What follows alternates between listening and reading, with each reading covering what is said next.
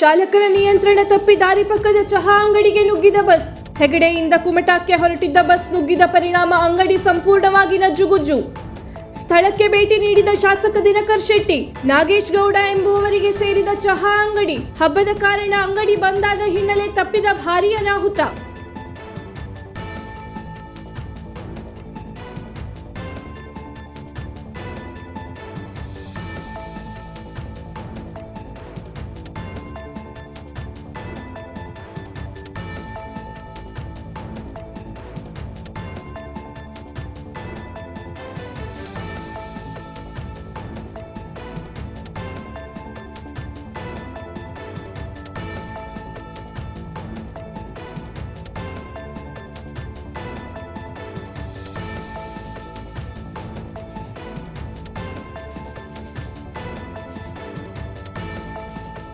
ವೀಕ್ಷಕ ಮಹಾಪ್ರಭುಗಳೇ, ನಮ್ಮ ಚಾನಲ್ ಅನ್ನು ಸಬ್ಸ್ಕ್ರೈಬ್ ಮಾಡಿ, ಶೇರ್ ಮಾಡಿ, ಪ್ರೋತ್ಸಾಹಿಸಿ.